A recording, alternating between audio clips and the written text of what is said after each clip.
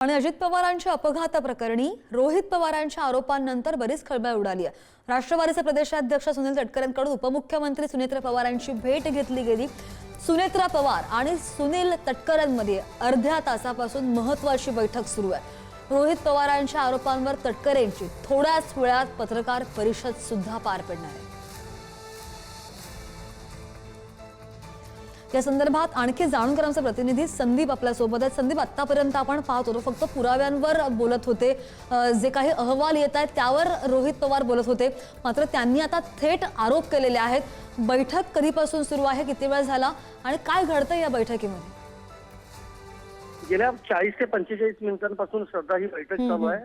सुनील तटकरे, सुनेत्रा पवार उपमुख्यमंत्री, त्याचबरोबर इतर जे राष्ट्रवादी काँग्रेसचे मंत्री आणि ज्येष्ठ नेते आहेत ते देखील या बैठकीला उपस्थित आहेत। आणि यामध्ये प्रामुख्याने आपल्याला जी माहिती मिळते सूत्रांकडून त्यानुसार नाशिकमधलं जे खरात बंधुभावाचं जे प्रकरण आहे त्याचबरोबर रुपाली चाकणकर यांचा राजीनामा असेल आणि सगळ्यात महत्त्वाचं म्हणजे आज रोहित पवारांनी जे काही आरोप केलेले आहेत त्या सगळ्या संदर्भात चर्चा सुरू असल्याचं समजतंय। रोहित पवार यांची जेव्हा पत्रकार परिषद झाली, माध्यमांशी जेव्हा ते बोलले विधानभवनात, त्याच वेळेला सुनील तटकरे खरं तर माध्यमांना प्रतिक्रिया देणार होते, मात्र त्यांनी हा निर्णय बदलला आणि सध्या उपमुख्यमंत्री सुनेत्रा पवार यांच्याशी चर्चा झाल्यानंतरच सध्या ते माध्यमांशी संवाद साधणार आहेत, म्हणजेच पत्रकार परिषद जी आहे ती होणार आहे। प्रामुख्याने जय पवार यांची पत्रकार परिषद रद्द करण्यामागे सुनील तटकरे आणि प्रफुल्ल पटेल यांच्यासह भाजपमधल्या काही नेत्यांचा हात असल्याचा थेट आरोप जो आहे तो रोहित पवार यांनी केला आहे। त्याचबरोबर अजितदादांचं निधन झाल्यानंतर 18व्या दिवशी निवडणूक आयोगाला एक पत्र लिहून राष्ट्रीय अध्यक्षांच्याकडे सगळे अधिकार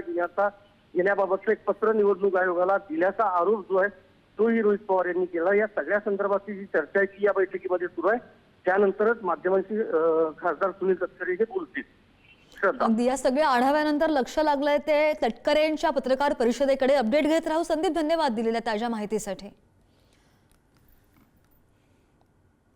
आणि दुसरीकडे अजित पवारांच्या विमान अपघाताप्रकरणी बंगळुरूमध्ये 0 FIR दाखल झालेला आहे।